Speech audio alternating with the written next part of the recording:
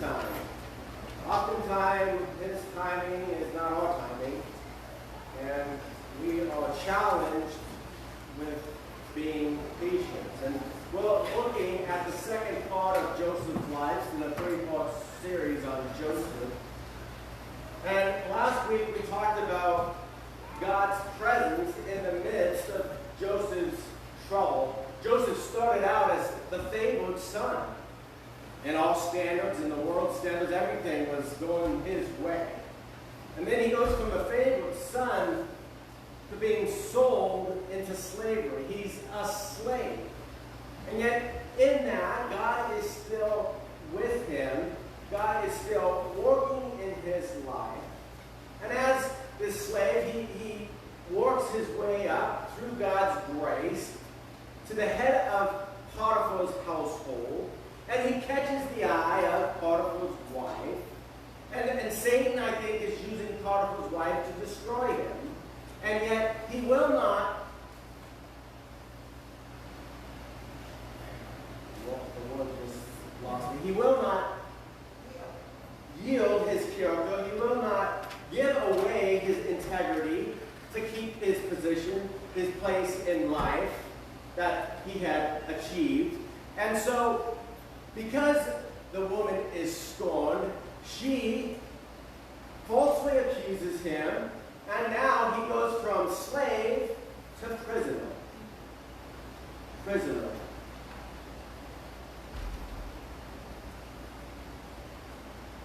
Wow. I wonder if Joseph's wondering, can I get any deeper? Can anything get worse than it already is? And as prisoner, he's down there, and God blesses him, and he gets some freedom in prison because he ends up being in charge of the prison because God is with him by God's grace. And remember last week he has these two guys. It's the wine taster, right, who makes sure that the drink is good, and the baker. And both of them have dreams, right? And he's, by God's grace, able to tell them what their dreams mean. And we end that week with him saying, remember me. Remember me when you come back into Pharaoh's court. Speak well of me. And today, when we look at our text, we see that he was not remembered. That the wine taster forgot him.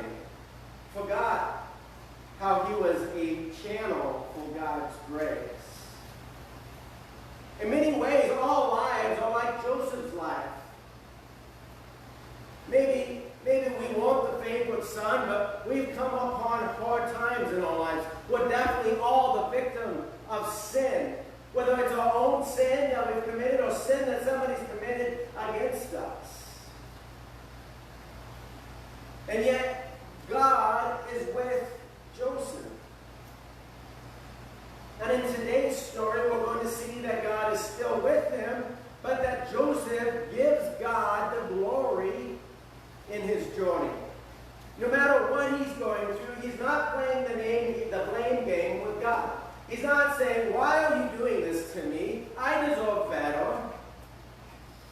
But he is saying, God is working. God has blessed me with this position in Potiphar's house. God has blessed me in spite of the sin that has been committed against me. He's blessed me with privilege in the prison. And the Apostle Paul says that this is God's will for you, that in everything you give thanks to God for what he's doing. Everything, as far as I know, means everything. It means the good things that are going on in your life, and it means the bad things that are going on in your life. It means the rain that's too much and the rain that's not enough.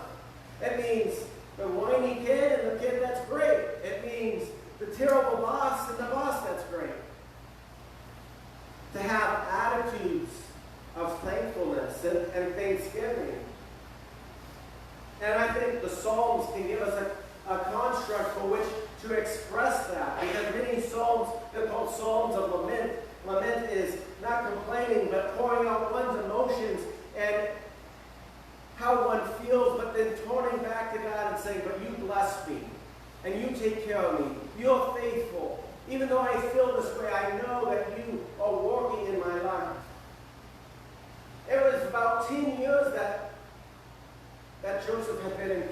10 years of being in prison, falsely accused. We have a lot of stuff in our culture today that talks about justice. And people get out all the time, not all the time, but sometimes they get out because DNA evidence comes forward and they got imprisoned falsely. Well, Joseph is definitely in prison falsely. 10 years in prison. And our text today opens up that 2 years after interpreting these 2 dreams, the second set of 3 dreams. Remember the first dreams? Remember those? The stalks, the grains bow down to the center stalk, 11 of them. And remember the second dream, the 11 stars and the sun and the moon, they bow down to Joseph. Remember those dreams? Well, and then the second dreams were the dreams of the wine taster and the baker. The wine taster got restored, right? And what happened to the baker? He got hung, didn't he?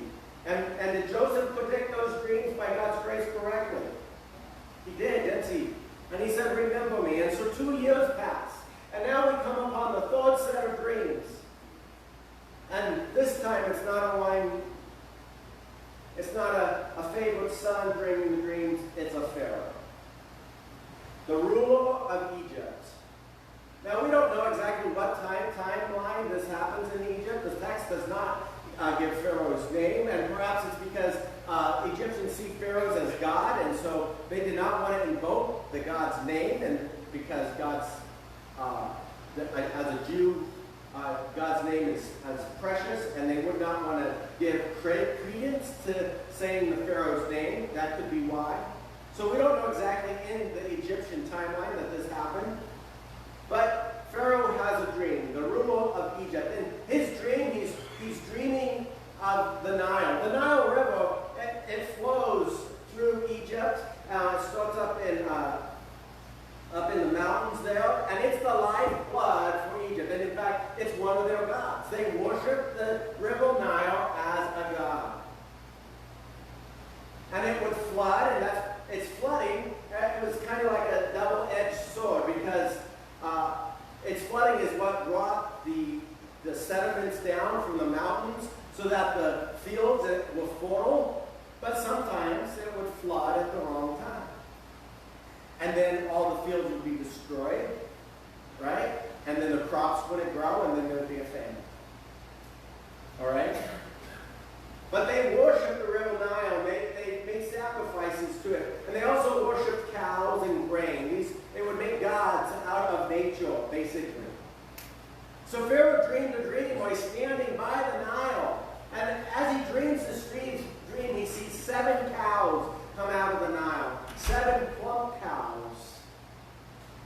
Oh, he's like, oh yeah, the Nile provides for us, probably thinking in his dream. But then after he sees those 7 plump cows, they're standing there eating on the bank of the Nile. This is like big screen TV for back then, right? I mean, it's not really, we have to use our imagination now, but then imagine these gaunt cows. They're like black, red eyes, and there's no skin on them at all. They're just bones, and they come out and they eat these fat cows. And you think, oh man, they're going to eat the fat cows. Now they should be fat.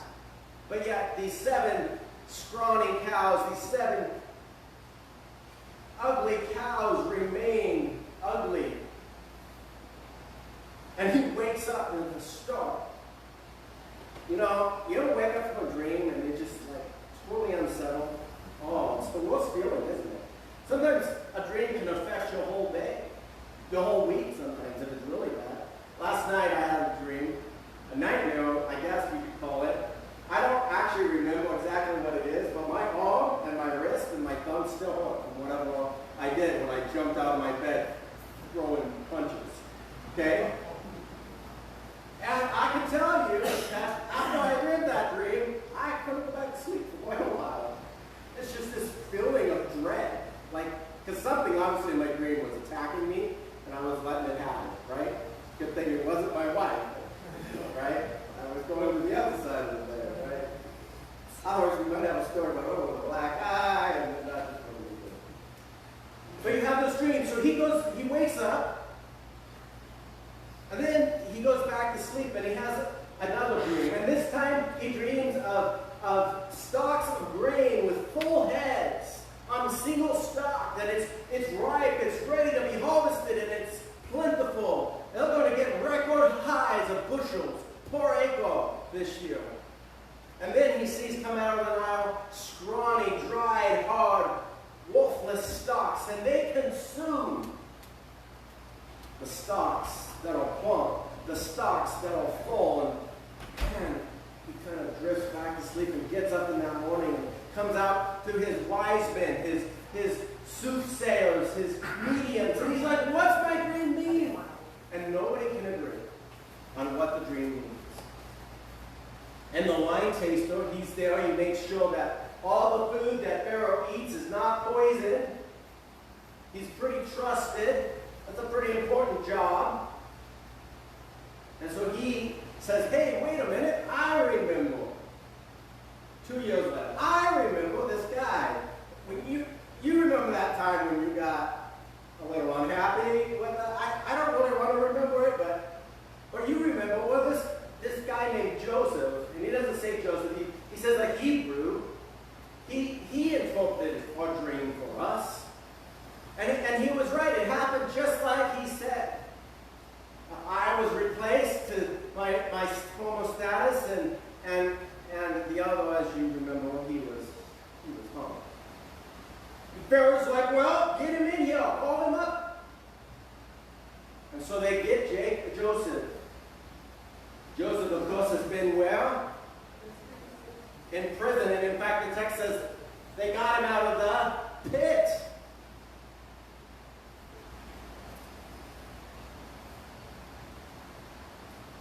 And so they take him out of the pit. And then they shave him. And they give him a new change of clothes. We see here an identity change, a total circumstantial change for Joseph. And he's going from an unshaven, unclean type position to one of being clean, being given new clothes. He's being made presentable to go before the king, before the Pharaoh. And you know what? Christ does the same for us. Did you know that? Christ comes to us, and we're broken, we're unclean, we're dirty, we're in prison. And by his blood and by his resurrection, by the death of the cross and him rising again, he comes and he makes us clean. He cleans us up. He gives us new clothes, and that clothes is called the garment of righteousness. And now we can go before God, the King of all, holy and blameless. And so Joseph is coming before Pharaoh. On his journey, his circumstances are changing, maybe for the better, maybe not. Maybe Pharaoh gets mad and says, hang him. So he's coming before him, and I would say that Joseph probably has some anxiety. But Joseph is not unused to talking with people in authority. Joseph is not unused to doing administrative, organizing things. He probably had organizational tasks as the favorite son, right? And then he gets thrown into a pit. It's interesting. He was thrown into a pit, taken out of a pit, sold to slavery, thrown into prison, and then here we see him taken out of a pit. See how the author's playing with the words here? And as he's taken out of the pit and given a chance to speak before the king, he gives God the glory. As you journey, we must give God the glory. We must be thankful for what he's doing and what he's done. Even when it doesn't seem to go the way we want it to go. Do you think that he wanted to be thrown into a pit? Do you think he wanted to be sold into slavery? Do you think he wanted to be falsely accused? No, he didn't want any of those things.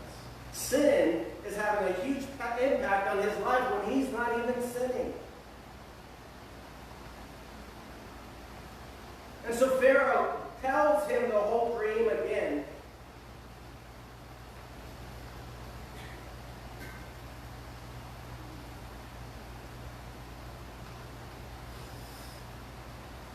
And Joseph listens to the dream. And then he clears all the confusion, he clears all the fog, and in verse 25, Joseph says to Pharaoh, the dreams of the Pharaoh are one. God has revealed to Pharaoh what he is about to do. Who has revealed? Did he say, I have revealed to Pharaoh what he's about to do? He said, God. God has shown. God is providing him. God in his grace is showing this. He's showing the Pharaoh what he's about to do. And then he interprets. The 7 good cows are 7 years. And the 7 good years are 7 years. The dreams are one. 7 years of prosperity. And the 7 lean and ugly cows. And the 7 empty years, those are also 7 years of famine. 7 years of prosperity, 7 years of famine. And then in verse 28 it says, it is as I told Pharaoh. God has shown Pharaoh what God is about to do.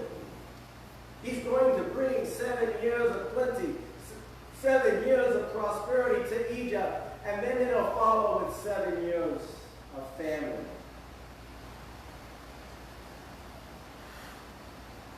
And this famine isn't just going to be a light famine. It's not just going to be an inconvenience famine, but we see in verse 30 that it will consume the land. That all the famine, it will be devastating. And as we look at it, we see that the famine is devastating as we go forward in the story. So devastating that the plenty will be forgotten. They won't remember the 7 years of plenty. All they will be able to think about is the famine, the lack of food. And then he goes on to say that the double meaning, the 2 dreams in 2 different forms, means that God has made sure that this is what he's going to do. He's fixed it, verse 22. And then it'll come about shortly. And then he gives Pharaoh some advice. That's a bold move. But he gives Pharaoh some advice, and he says, he doesn't necessarily promote himself, but he says, let Pharaoh select a discerning and wise man and set him over the land of Egypt. Let Pharaoh proceed to appoint overseers over the land and take 1/5 of the produce of the land of Egypt during the 7 years of plenty. That's taxation, by the way, for all of us who don't like taxes. And that's 20% taxation. And as the story goes on, us capitalists are not going to like this story at all. Because as the story goes on, they resell those grains to the people who tax the grain and then end up owning their land. Yeah, seems like not quite right. But let them have 20%, 1/5, and let them gather all the food of these good years that are coming and store up grain under the authority of Pharaoh for food in the cities, and let them keep it. That food shall be reserved for the land against the 7 years of famine that are to occur in the land of Egypt, so the land may not perish through the famine. Now it's wise to plan for the famine. That's a wise thing, to store up that grain. And as farmers, we have grain bins, or you guys, I'm not a farmer, so I can't say we. You guys have grain bins, and you guys are able to store grain in those bins. And you can store it in there for a certain amount of time, and sometimes you hold out to sell at the right time, right? So this is kind of what's going on. They're building these bins, and actually, archaeological digs that Egypt regularly built whole cities just to store their grain. And they would build it out of rock and then line it with plaster. It would either be a hole in the ground or raised above the ground like we have around here. But they weren't metal. They were stone lined with plaster. And Pharaoh likes the idea that Joseph presents to him. And then he says, can we find a man like this in whom is the Spirit of God? And this is actually, because Pharaoh's saying this, is probably with whom is the spirit of the gods. God there is plural. But because the translators are talking about thinking that it's referring to Joseph, which we see the text does refer to Joseph, that it's the Spirit of God, not the gods, that's in Joseph.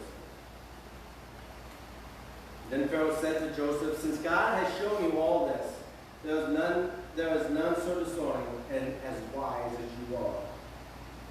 You shall be over my house, and all my people shall order themselves as you command. Only as regards to the throne will I be greater than you." Wow. Talk about a change in status. From being in a pit to being a prisoner to being the second in command in Egypt. Think that can go to your head?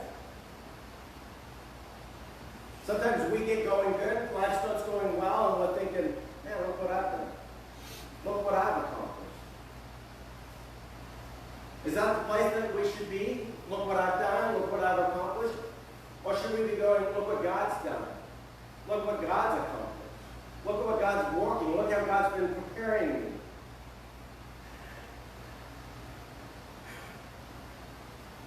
And Pharaoh said to Joseph, "See, I've set you over all the land of Egypt." Then Pharaoh took his signet ring.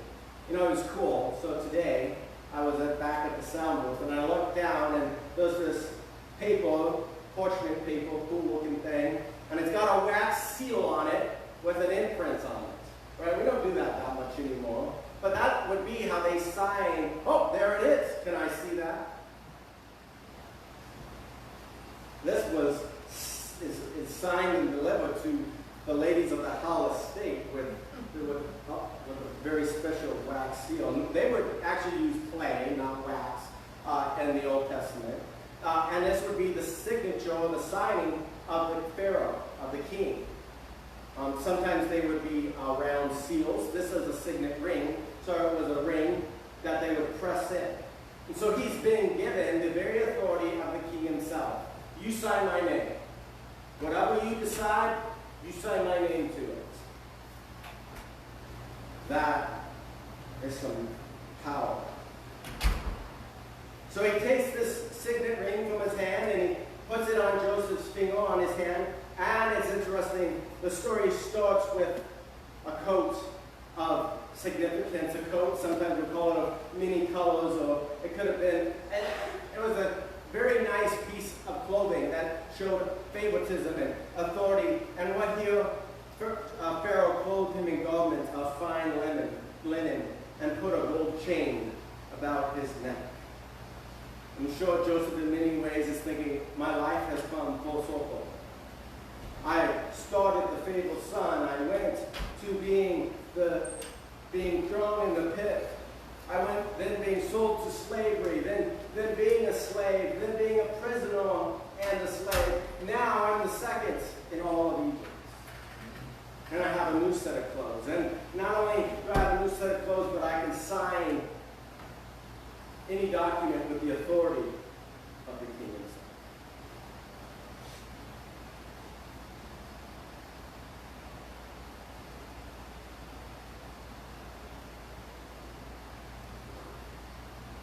I am Pharaoh, and without your consent, no one shall lift a hand or foot in all the land of Egypt. And then he's married. He marries Asenath, the daughter of the prophetarian priest of On. Now the priests in Egypt, they owned land. They were very powerful in the hierarchy of Egypt. So he makes a marriage that is very good for his powerful state. And Joseph goes about using the skills that he learned as a young man in his father's household of managing flocks and managing resources. And he uses the experience that he learned in Potiphar's house of learning to manage Potiphar's household well. And he uses the experience of being in prison and managing the prisoners. And now he's managing the whole country of Egypt. God is working in all of those things, preparing him. And I want to say that God is working in every circumstance that's in your life. He's preparing you for what he has for you. He's preparing you for heaven. It says to be conformed to the image of his Son. Everything in your life happens for that purpose, to conform us into the image of Jesus. That's what's going on in your life. Are you partnering with that, or are you fighting against it? Are you giving God the glory in the good times and the bad times? Or are you forgetting about him in the abundance? Joseph is coming into abundance.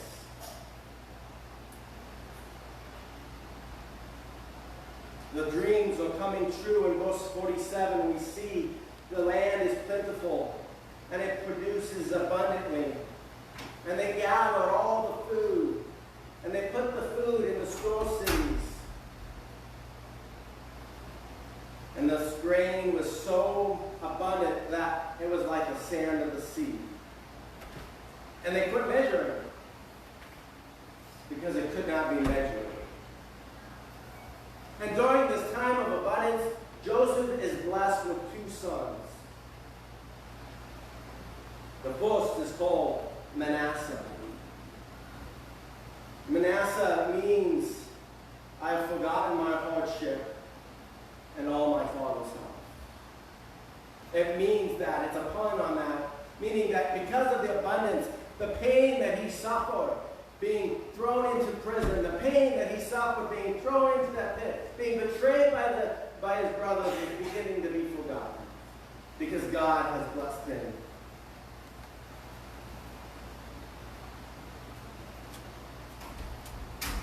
And the name of the second he called Ephraim.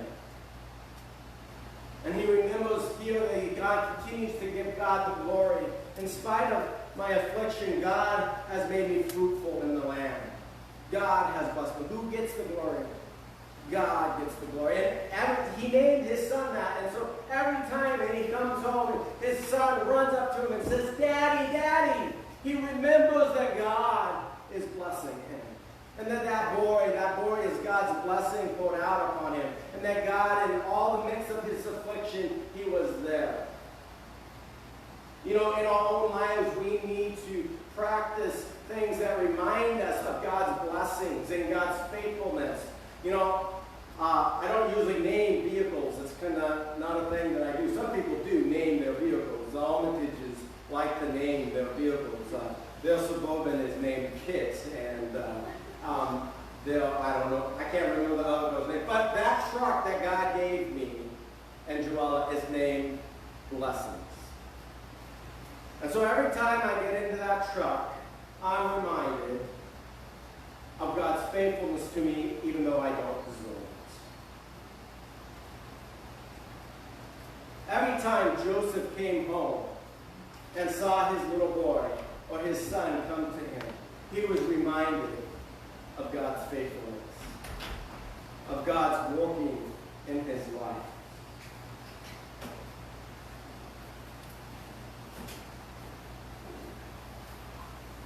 And at the end of that 7 years of plenty, the famine began to come. And there was bread. There was food in the land of Egypt.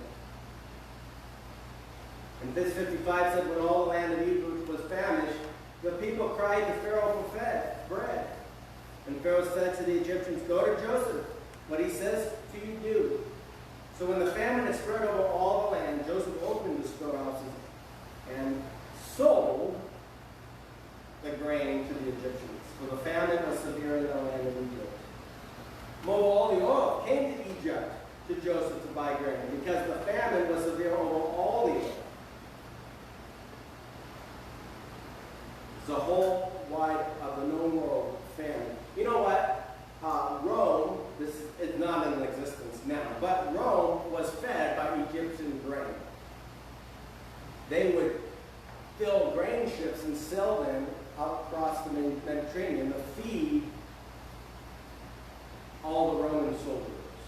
The idea that Egypt feeds the whole world is not an uncommon thing. And so the whole world is now coming to Egypt. Do you think this makes Egypt wealthy and prosperous?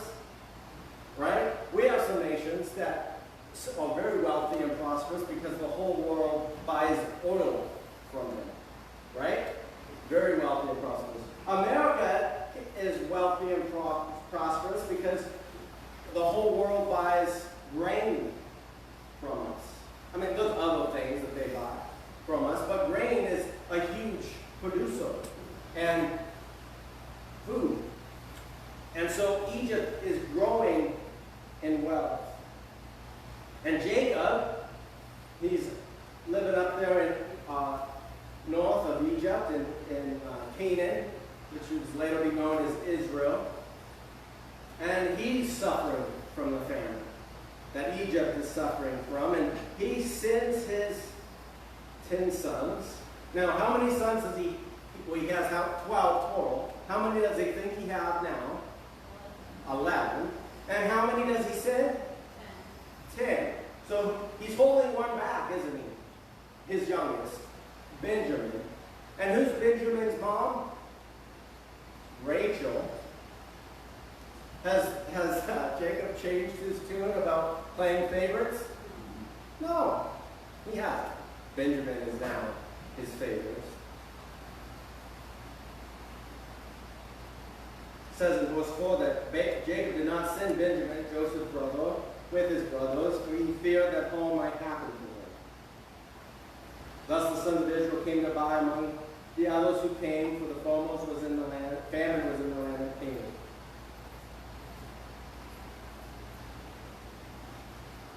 Now Joseph was the governor over the land. He was the one who sold all the people up to all the people of the land. And Joseph's brothers came and, what's it say there?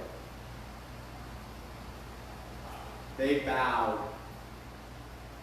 Ding, ding, ding, ding, ding. What's his first dream?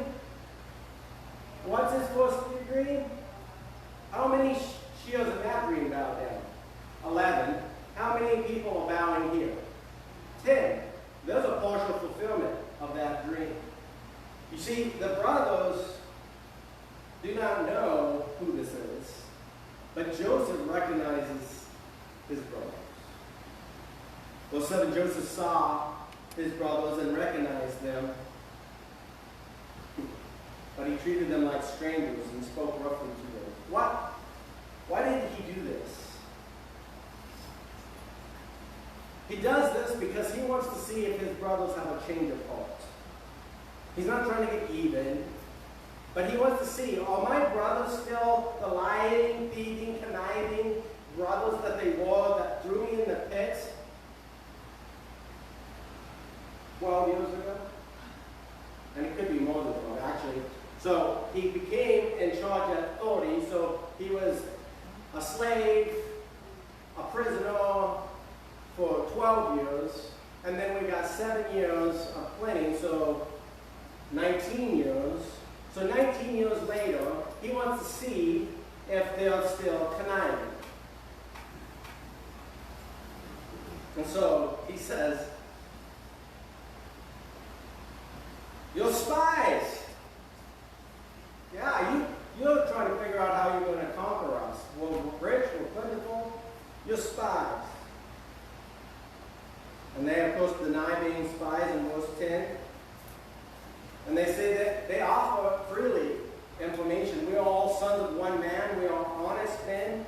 Your servants have never been spies. And then he's like, accuses them of coming to spy out the barrenness of the land. And then they reply and they say, "We are your servants, or 12 brothers, the son of one man in the land of Canaan, and behold, the youngest is this day with our father, and the one is no more." Oh, that had to sting. No more! I'm right here! However, I think this also shows that what they did is warning on their conscience. Why would they even mention the one that is no more? Pharaoh has no, this leader has no context to them, yet the conviction of what they did is burning in their hearts, and God is working in the hearts of these 10 men to change them, to transform them. And he's working in Joseph's heart also. said to them, "It is as I said, you are spies. By this you shall be trusted. By the life of Pharaoh you shall not go from this place unless your youngest brother comes to you." He's going to see, you offered me up. You offered me up for 2 years' wages. Will you offer up your youngest brother? Will you go get him and bring him back? Send one of you and let him bring your brother while you remain confined, that your words may be tested, whether there is truth in you. Or else, by the life of Pharaoh, surely you are all spies. And he put them all together in custody for 3 days.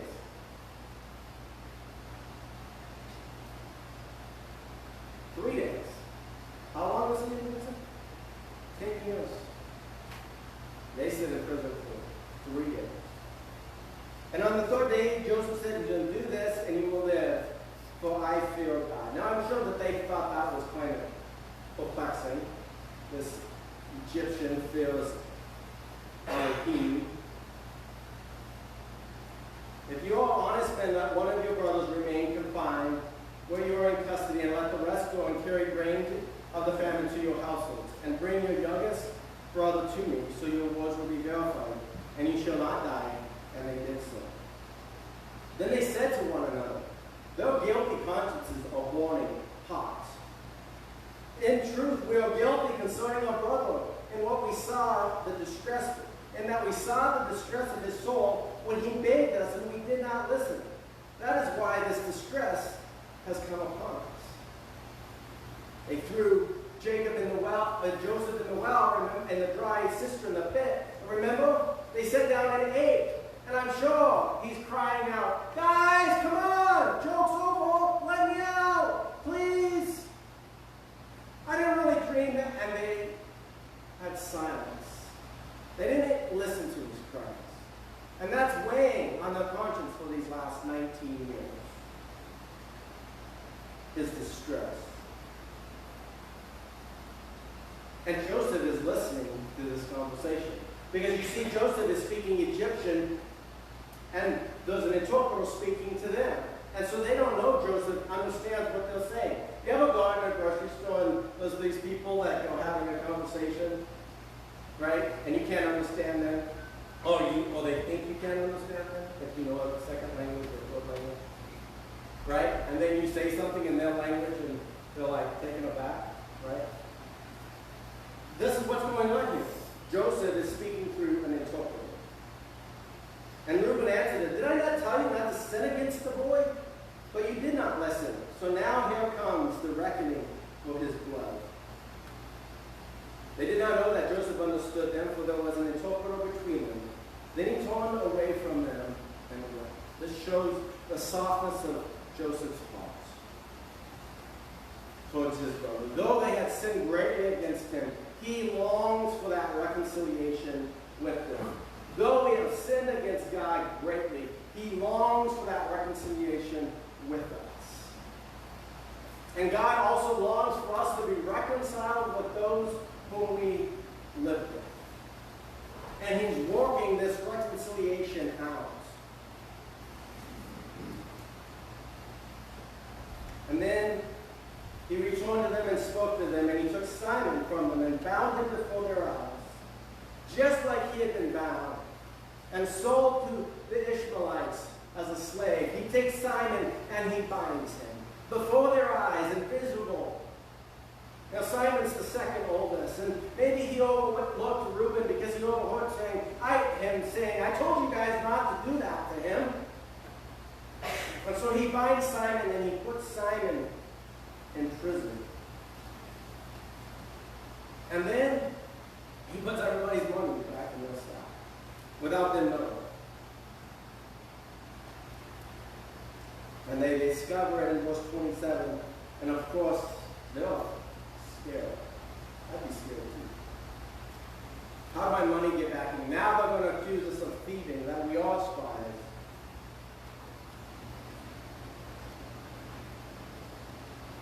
And they return home and they relay everything that had happened to Jacob. We've been accused of spies of the land. But we told them we're honest, we're good men, was sons of one man. There's 12 of us, sons in all, but one is no more. And he said, well, if you don't bring back the youngest, you can't come back. And we had to leave Simon. Simeon, he's locked up there. Please let Benjamin come to us, Reuben says. And Jacob is like, no. You guys already took one son from me. I'm not willing to lose another.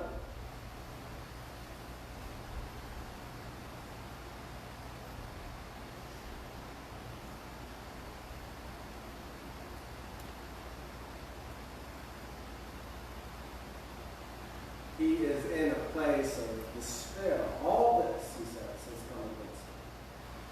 But yet, there's still a family. They're still on hard times. And the food runs out. And should they all perish for the sake of the favorite son?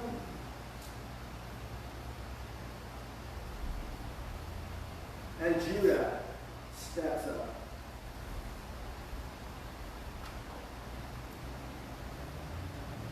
Judah says, remember, we can't go by bread unless Benjamin comes with us. And Reuben, he goes, well, if I don't come back with Benjamin, then you can do whatever you need to do to my 2 sons. Oh yeah, that's real honorable. Throw your kids under the bus. But in contrast, Judah says, you know what? If I don't bring Benjamin back, then that shame and that guilt and that punishment, whatever you deem necessary, will be on me. I will take it in full. Sacrifice, self-sacrifice of himself to provide the food that's needed for the family. And so, Jacob gives permission for Benjamin to go. And he goes.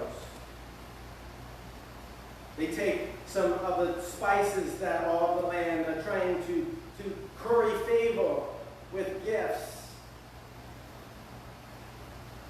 And they show up, and they also take the money that they had, plus money to pay, and the idea is to return it all. And Jacob wants God to grant them mercy, and that Benjamin would return. For I am bereaved of my children. I am bereaved. He's grieving. He still grieves the loss of his son, Joseph.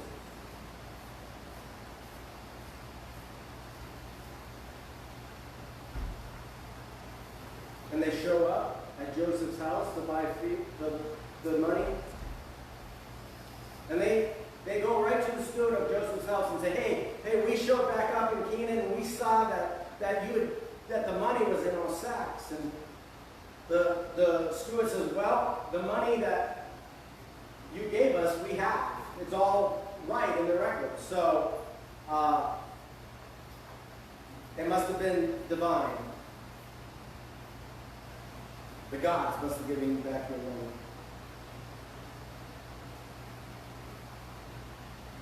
Or God, actually. Verse 23 says, reply to you, peace to you. Do not be afraid. Your God and the God of your fathers has put treasures in your sacks for you. I received your money. And he brings Simon out of prison. That's a goodwill gesture. He brings Simon out of prison and gives it to him, cleans him up. They come in, they're all dusty from their travels, they get all washed up, they sit down at the table that's been prepared to feast with them. Joseph wants to know what's going on with his family, but he's still keeping it a secret. So he asks, how is your father? And they reply, he's well. And now, they bowed their heads and prostrated themselves. How many? How many are here now? 11. 11.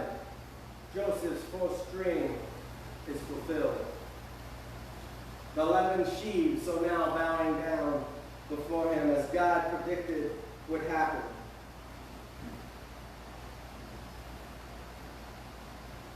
And then he sees his brother, his little can't control his emotions anymore. He has to flee to his room and recompose himself.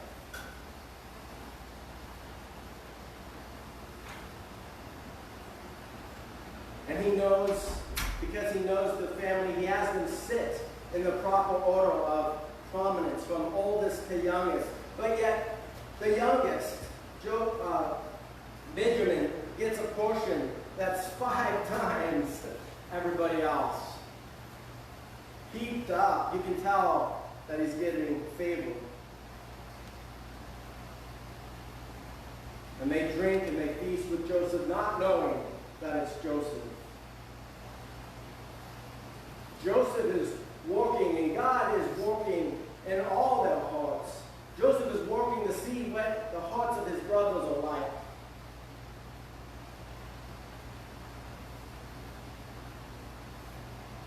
Are they still in the same habitual sin that they were when they were jealous of me and they threw me in the pit? Or have they had a change of heart? God is using these circumstances to bring up the sin that they had committed, that his brothers had committed against Joseph, saying, it's time. It's time for you to deal with this. Through this, God is working. God is working in your life. Do you give him the glory? Do you slow down to see him working? Sometimes things are happening in our lives, they just don't make sense. We don't see the bigger picture. We don't have our lives laid out before us from beginning to end. You ever look at the backside of a cross stitch? It's a mess, isn't it? It doesn't look anything like the front. And there's a Weaver's poem that says something about, I see the underside, but God sees the top. And God has a plan for your life, and he is working all these things. He's working all the things in Joseph's life and in the lives of his brothers. And I want you to be encouraged today to give God the glory for what he's doing. Give God the glory for that sickness that you're fighting. Give God the glory for those aches and pains that you have. Give God the glory for those crops that don't seem to be cooperating. For the job that doesn't seem to go right. Because he is working that to shape you and to mold you. Let's pray. Father God, we just thank you and we praise you that you are changing and you are transforming our lives. We thank you that we are called upon you to give thanks in all things, to give you the glory. We praise you. We thank you that everything, the good, the bad, is all used to change us and transform us. I just pray for a blessing upon each one of these people here. I pray this in Jesus' name. Amen. Please stand with me and sing the last song.